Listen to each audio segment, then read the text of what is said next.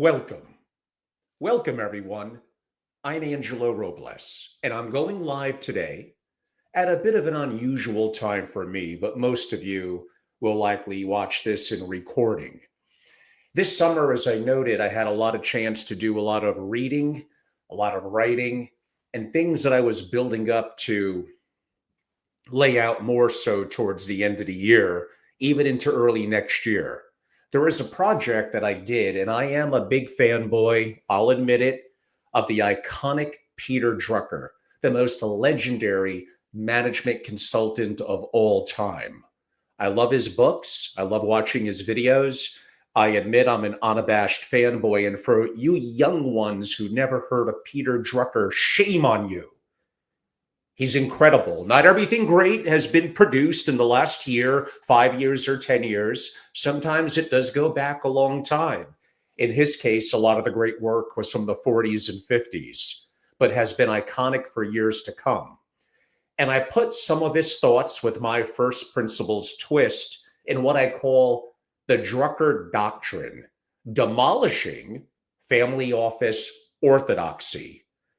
Unlike some of my last recent videos, which I promised to keep relatively brief, this one is going to be a little bit longer. So as my mom would say, take out the Ovaltine, warm it up, have a good sip, and let's see if I could, well, I always want to entertain, but I would much rather provide incredible value. So on that note, without further ado, and I'll have some announcements at the end, but here we go. Again, the Peter Drucker Doctrine, demolishing family office orthodoxy. So the question that destroys comfortable assumptions. Peter Drucker's most dangerous question wasn't really complex. It was more surgical. If we weren't already doing this, knowing what we now know, would we have gotten even into it? So most family offices have never subjected their core activities really to that test. They inherited structures, not really designed them. They've accumulated practices, not really interrogated them. And the result is institutions that are optimized, especially now in today's world, for yesterday's problems, performing yesterday's rituals, pursuing yesterday's definition of success. So I kind of have it as there's 5 Drucker diagnostics that if he were alive today going into a family office, that he would likely see that family offices effectively never run. And here they go. Diagnostic 1. The mission interrogation, the fatal assumption. Our mission may be stated as wealth preservation. The Drucker reframe. Preservation is a method, sure. It's not a mission. Methods that are masquerading as missions produce activity without really true accomplishment. Have you ever thought about it that way? The real questions. What fundamental need are we fulfilling for this family? What would be irretrievably lost if we ceased to exist? Are we preserving wealth, or are we preserving the capacity? Aha, now we're getting somewhere, to create wealth. So there's an uncomfortable truth. If your mission statement could apply equally to a bank trust department, you don't really have a mission. You have a commodity service. I'm not saying I'm the original thinker of these ideas. I'm not. I read the greats. I learn about Peter Drucker. I try to put myself in their shoes and how they would look at the family office world. Diagnostic 2. The customer clarity crisis, a fatal assumption. The patriarch or matriarch is our customer. But I think the Peter Drucker reframe would be, and this is really important. Sometimes I come up with some great shit. Sometimes. The customer is whoever must be satisfied for the organization to achieve its results. So in that example or that statement, the real questions: is our customer the current within the single family office generation? Is it the rising, the next generation? Or is it the institution of the family itself? When these customers want contradictory things, well, who decides? Are we really serving customers or managing them? So here's an uncomfortable truth. Most family offices have multiple unacknowledged customers with conflicting needs, producing excellent service, like perhaps to no one. My diagnostic number 3, as I look it over here, the value proposition vacuum. So the fatal assumption, our value is beating benchmarks. I think the Drucker reframe, value is defined by the receiver, not the provider. Hear that again. Value is defined by the receiver, not the provider. The real questions: what does the next generation value that we're not providing? And you think I only talk about AI and never talk about rising gen issues. You're wrong. What do we do that no one actually values, but we keep doing it anyway? I mean, that happens in every organization, including mine. If we measured our impact and capacity building rather than basis points, like what would change? God, I hope you're all enjoying this. You're getting some of my best stuff that I've been holding on to. The uncomfortable truth: investment performance is often the family office's answer to a question the family never asked. See, all you family dynamic and governance people are loving me now. Look at all this great stuff I'm outputting. Thanks to a lot of your insights, of course. Diagnostic 4, the results reckoning, the fatal assumption. We measure what matters. I know Drucker was known to say that, but how about this reframe? If you can't measure it, you can't manage it, but more dangerously, you will manage what you measure, whether it matters or not. The real questions: do we measure family cohesion as rigorously as portfolio returns? Can we quantify next-gen capability development? What critical results are we achieving that we're not measuring?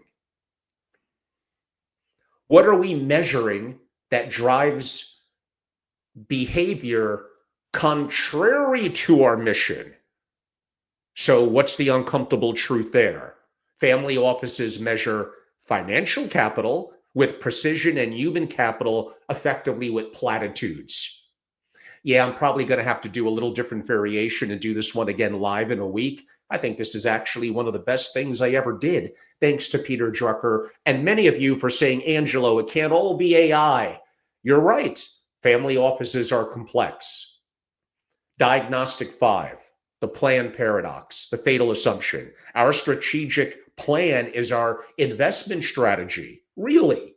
Drucker's reframe. How about plans are worthless, but planning? I think General Dwight Eisenhower said this as well, but planning is everything. The plan isn't the document. It really is the capacity to adapt and iterate. So again, staying in my format, the real questions: what capabilities must we build systematically? What knowledge must the next generation acquire or master? What governance muscles, effectively how we make decisions, must we develop? How do we build learning systems, not just reporting systems? And an uncomfortable truth, again, staying in my format, most family offices really have a financial plan and call it a strategy. Strategy is capability building. Everything else is tactics. And by the way, all these things I'm talking about apply to multifamily offices and really apply to entities, corporations, anyone.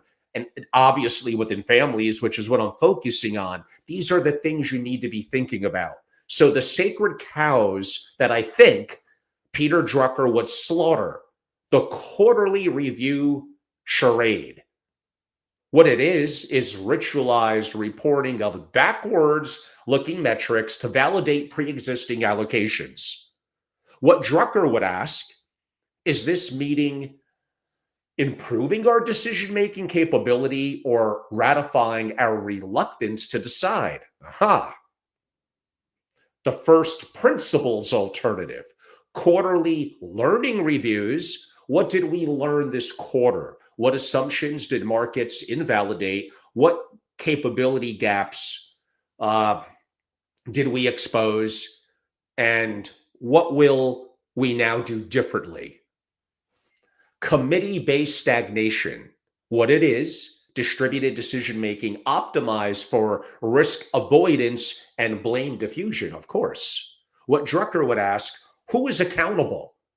Who is accountable for the results? And do they have the authority to produce them?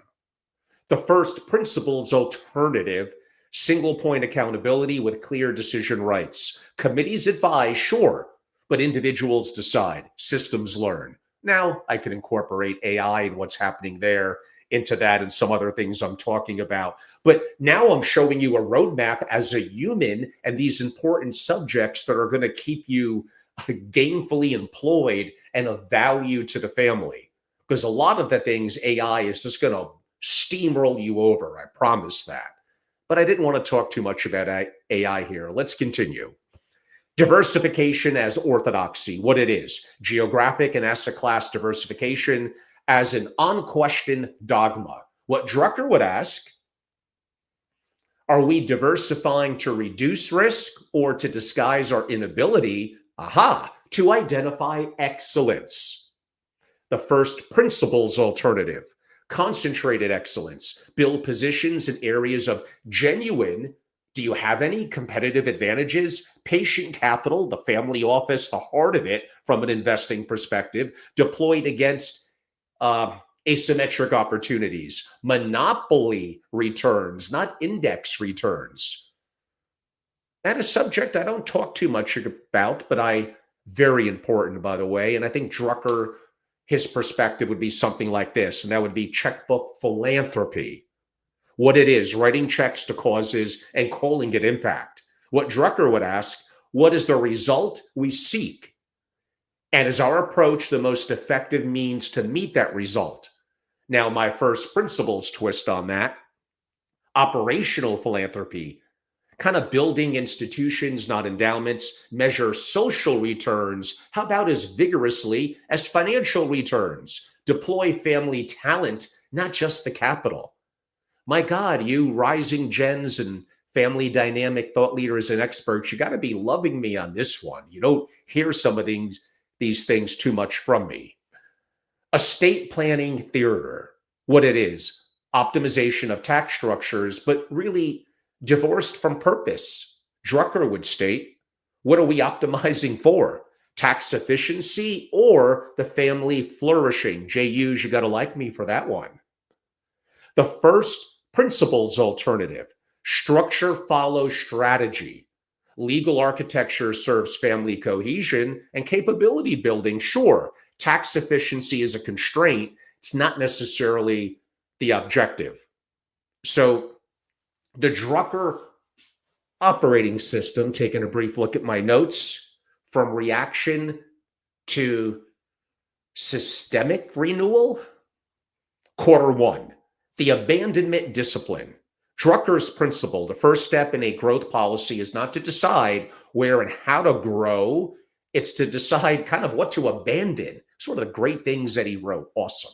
The practice. List every activity consuming more than 40 hours per quarter.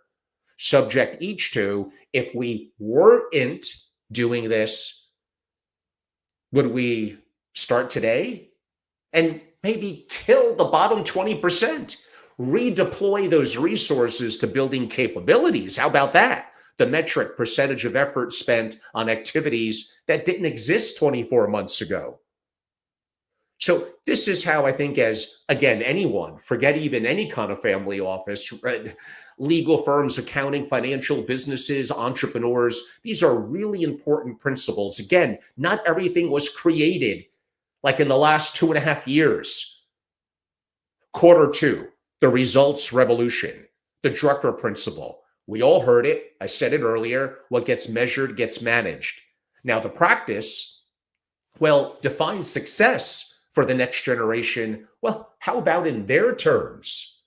Build measured systems for human capital deployment, create family dashboards, tracking capability, not just capital.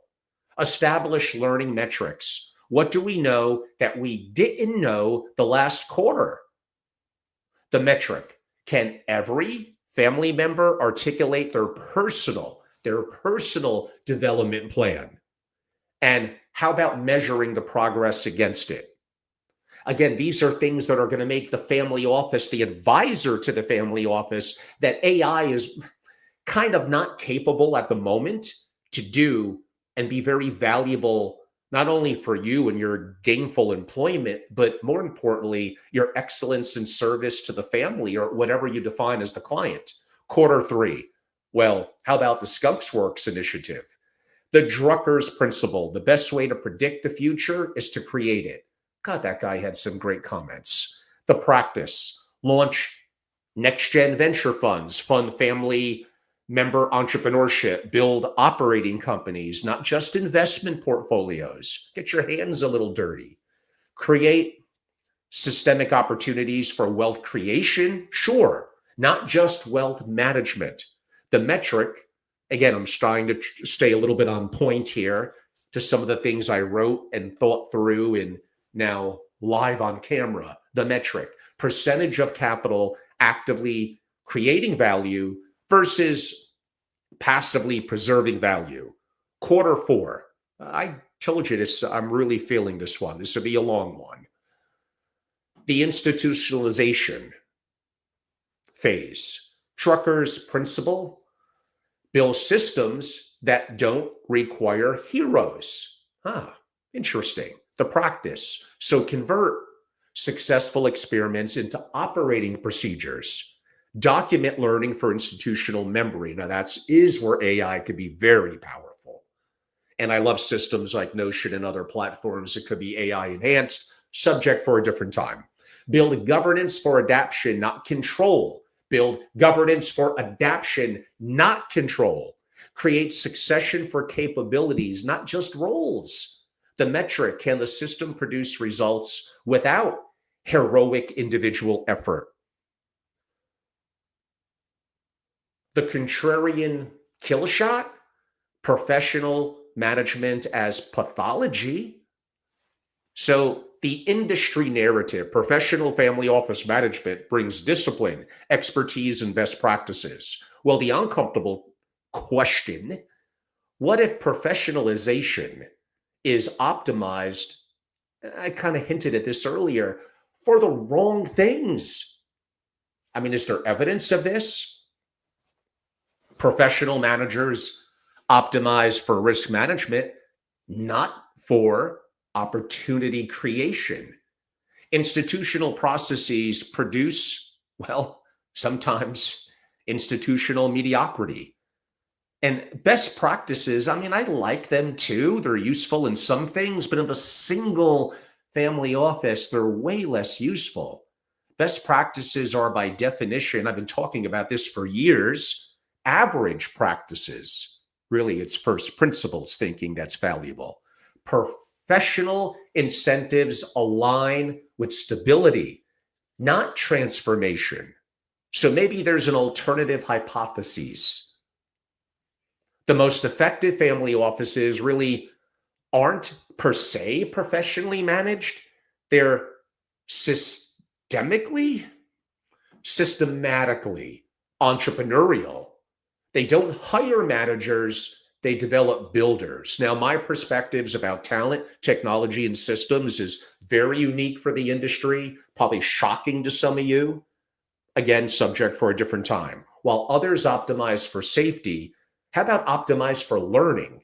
Conventional, diversify across asset classes and geographies. Contrarian, concentrate in areas, like I said earlier, of genuine insight and operational advantage. Conventional, committee-based governance for consensus. Contrarian, single point accountability with systemic learning reviews. Systematic. My bad. All sorts of English issues back to my younger days. How my brain works is different. Conventional, professional wealth management. Contrarian, family-led wealth creation with professional support, of course. Conventional, next-gen education and wealth preservation. Well, as I hinted at like 3 times now, contrarian, next-gen apprenticeship in wealth creation. It's a very important distinction. I think what I would call Drucker's final verdict, the fundamental inversion. The industry belief, managing money equals stewarding families. Drucker's truth, these are not only different activities, they often kind of work against each other. So a core insight, managing wealth produces dependency. I've been talking about that for years as well. Building wealth creates the capability to produce autonomy. Managing risk produces conservatism. Building judgment, now that could produce real wisdom. Managing portfolios could produce returns, of course. Building people, now that's what creates real dynasties.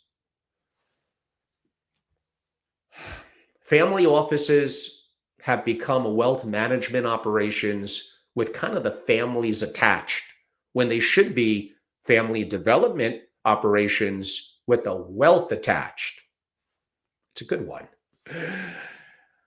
The first principle's reframe. Why don't we start here? Your portfolio probably doesn't need developing. Your people do. Your wealth doesn't need managing. Your capabilities do.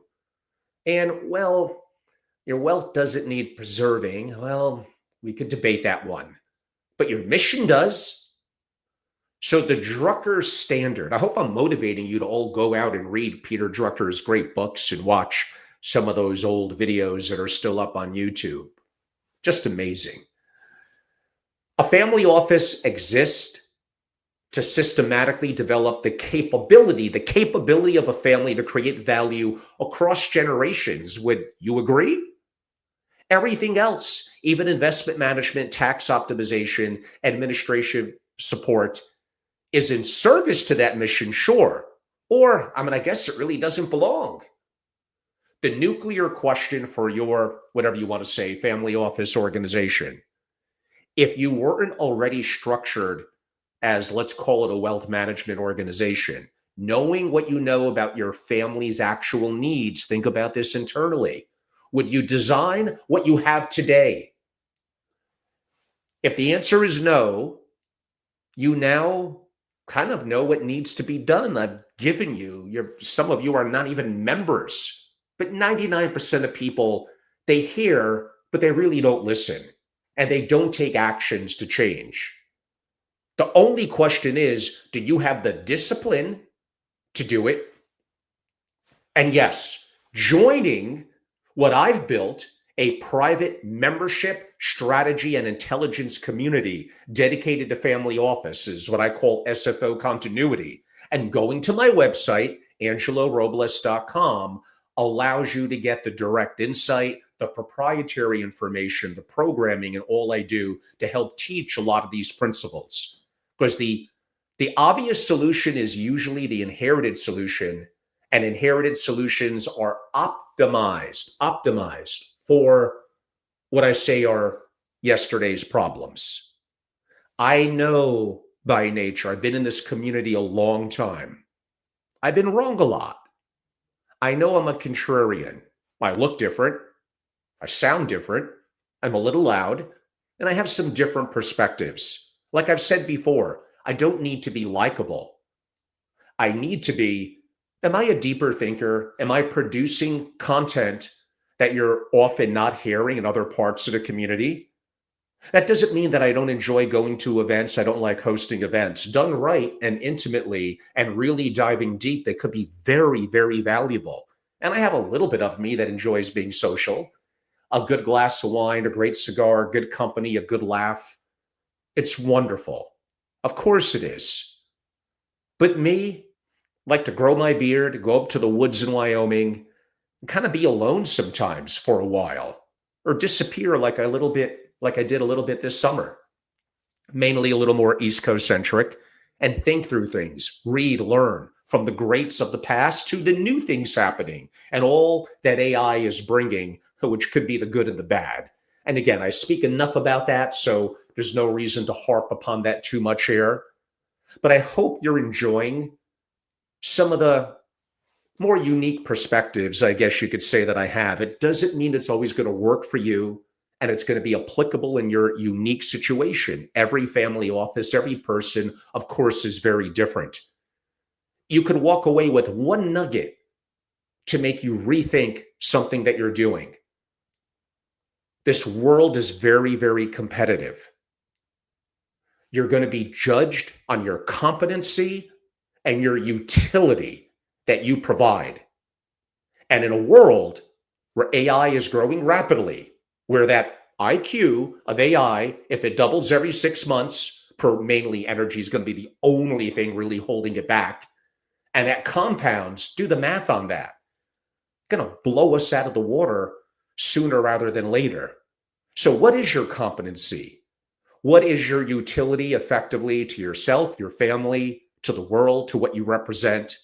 Are you working on getting better every day? And a lot of the things that I spoke about here, AI could be a complement to, but you are still needed. I'm not going to say that's going to last forever. I'd be lying to you.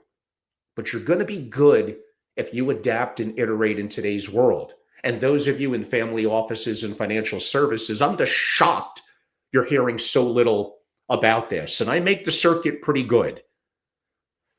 So again, if you want to dive really deeply into a lot of these subjects, you want to go to angelorobles.com and you effectively want to join. You want to be a member. Stop overthinking it. I know it's not that cheap. You're going to get value out of it instantly.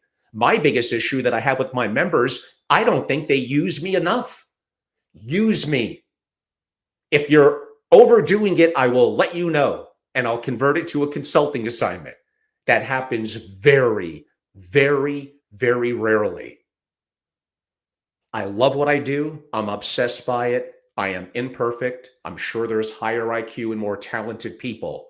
I want to outwork them. I get up earlier than you. I stay up later. I'm reading, I'm studying, and I'm experimenting with my own things that I do relative to the things that I talk about. I live through it. So if you're enjoying the conversation today, and I made this more of a longer solo than some of the 10 or 15 minute ones I've done. And I honestly probably should have made this one initially for members only first, but I decided to open it up.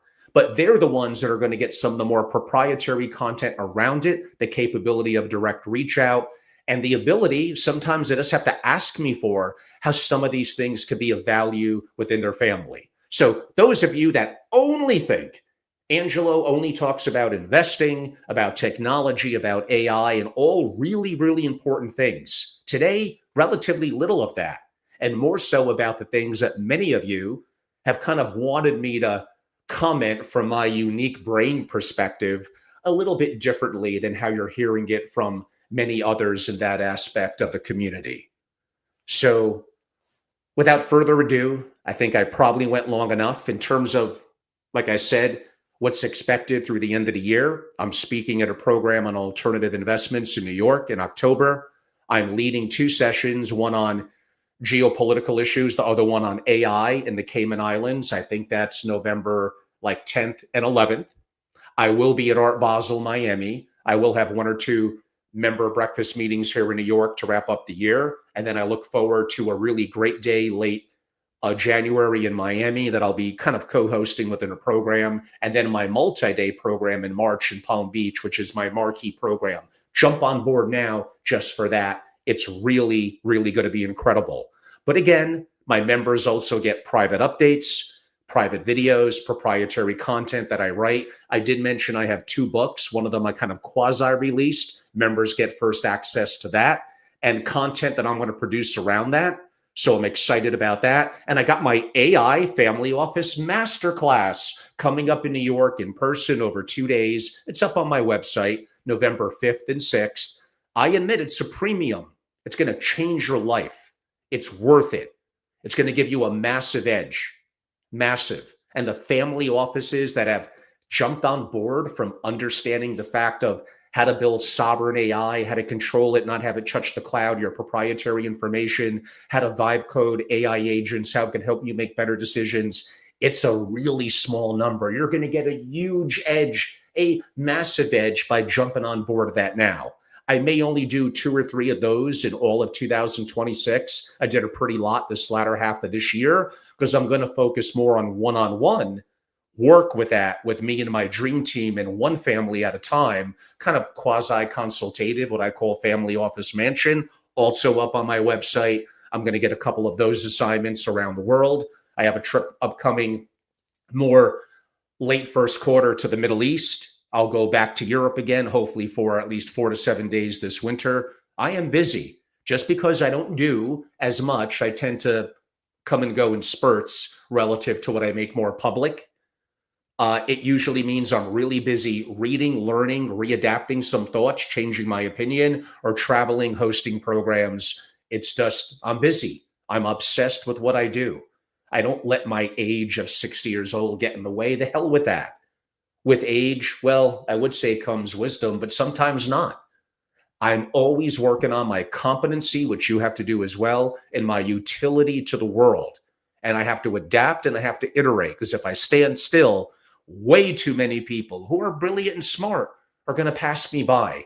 And I don't want that to happen to you as a family, you as an executive in a family office, or you a provider and providing value to yourself and your family. I want to be a resource to you. Use me. Reach out to me. You know how to reach me through the website. Many of you could just simply text me. I'm more than happy for now. I may change this next year.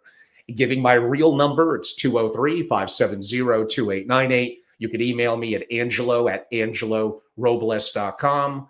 Follow me across all my socials. And on that note, everyone, on that note, everyone, I hope you enjoyed this. This was probably about the most passionate I've been, and I'm a pretty obsessed and loud kind of guy, on something that I was thinking through, that I wrote up broadly over the summer, and just wanted to pontificate some of my thoughts on it now. And I do love me, my Peter Drucker. He's incredible. A lot of incredible people have lived and provided value on this earth. And some of them go back a long, long time. And they're, even in today's world, a lot of their advice and their thinking through problems and challenges and knowing how they seize opportunities, it's still amazing all these years later. I appreciate you. Thank you all so much, and have a great evening. And I'll end this Thursday. Again, this is live. If you're hearing it live, it's a little after 6 o'clock. Thursday night football. Go Giants. Thank you all so much.